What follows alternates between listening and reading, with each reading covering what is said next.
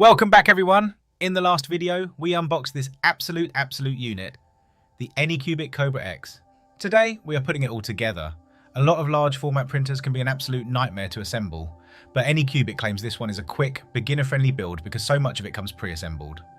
Over the next 30 minutes, we're going to walk through the entire assembly process step by step, call out a few critical things to double check that the manual might skip, and get this beast ready for its very first power on. Let's clear the deck and grab our hex keys.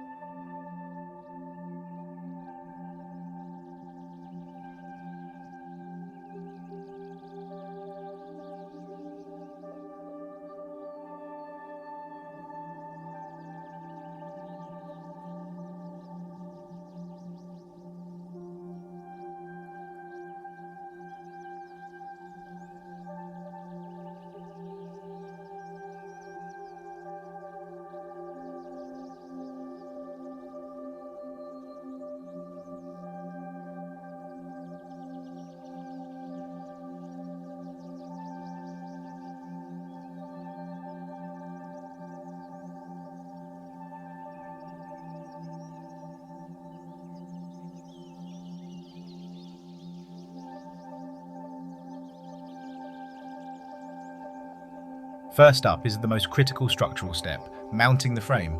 But before we even think about putting the gantry onto the base, Anycubic installs 4 shipping screws, 2 on the left side and 2 on the right side of the gantry rails. These are strictly there to lock the Z-axis in place so it doesn't slam up and down during transit. If you leave these in and try to force the printer to move later, you risk burning out your stepper motors or bending the lead screws. Let's take our hex key, back those 4 shipping screws out entirely, and set them aside. Now that the gantry can actually move, we'll seat the frame onto the base unit. Be incredibly careful not to pinch or trap any of the pre-routed wiring harnesses hanging off the motors. We're going to take our long assembly bolts and start threading them in by hand first to avoid cross-threading, then use our hex key to tighten them down until the frame is perfectly snug and square.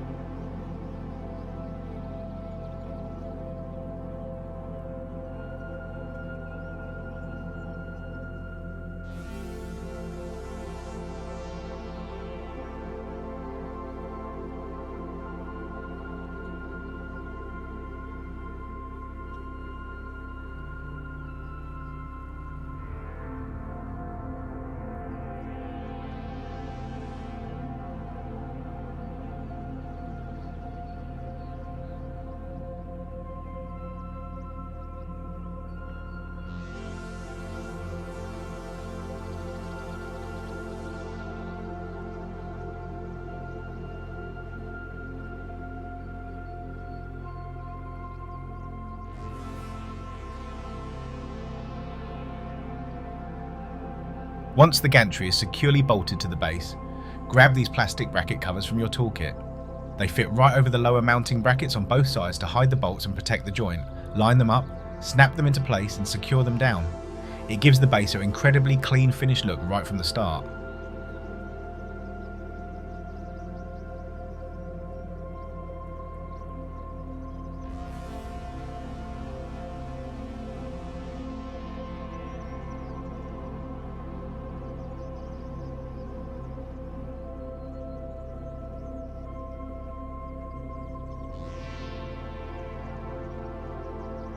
Now for the next phase, we actually need to carefully turn the printer over to get full access to the underside.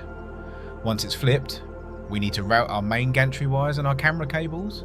Anycubic actually included a super handy built-in cable tie right here on the chassis. We want to gather these cables, lay them neatly through the tie and cinch it down. This ensures that nothing hangs loose or gets snagged underneath the machine when the heavy heated bed is moving back and forth during a print.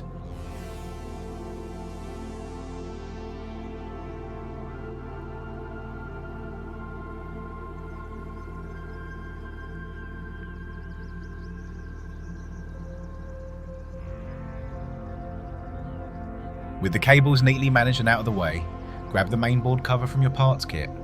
This sits directly over the exposed electronics bay to protect the motherboard from dust, stray filament strands or debris. Let's carefully flip the printer right side up and finish this build. Now that the printer is back right side up, our next job is to install the purge wiper on the left side of the gantry. This is a brilliant little feature that cleans the nozzle before a print starts to prevent blobs from ruining your first layer. To install it, come from the front of the machine and slide the purge wiper assembly toward the back until it's firmly and completely seated into the left side of the frame. Once it's in place, pop around to the rear of the unit, grab your hex wrench and this small self-tapping screw. Thread it into the back of the frame to lock the wiper down tight so it doesn't budge when the nozzle rubs against it. Just like that, our nozzle cleaning system is locked and loaded. Next up is our filament management, and the Kobra X uses a dual spool holder setup that mounts right to the top of the frame.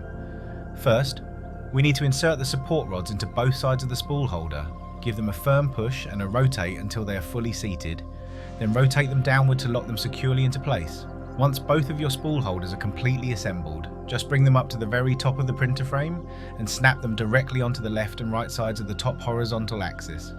No tools required for this part, and it keeps our filament feeding perfectly from above.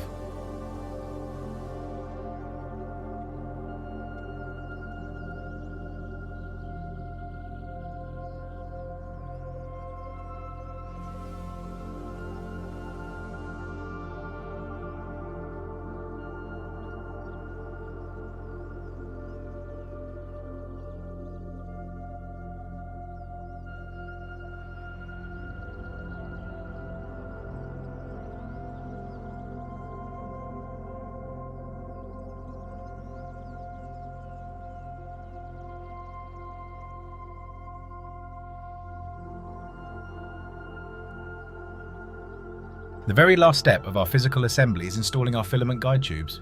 We have 4 separate Teflon tubes here. Now, pay close attention to the markings here. If you look closely at the top of the print head assembly, you'll see the guide holes are actually numbered. If you look up at the feed ports on the front of the top spool holders, they have matching numbers stamped on them too. These numbers correspond directly to the filament slot numbers in the printer's firmware. To keep everything mapped perfectly, take one end of a Teflon tube, insert it into the number 1 slot above the print head, push it until it bottoms out, and rotate the other end cleanly up into the number 1 feed port on the spool holder. Repeat that exact process for slots 2, 3 and 4. This keeps all 4 filament paths completely enclosed, friction-free and perfectly organised for the brain of the machine. If this step-by-step build guide helped you get your machine together without any headaches, smash that like button, let me know in the comments what your first big project is going to be, and make sure you're subscribed so you don't miss the upcoming print benchmarks. Thank you so much for watching, and I'll catch you in the next one.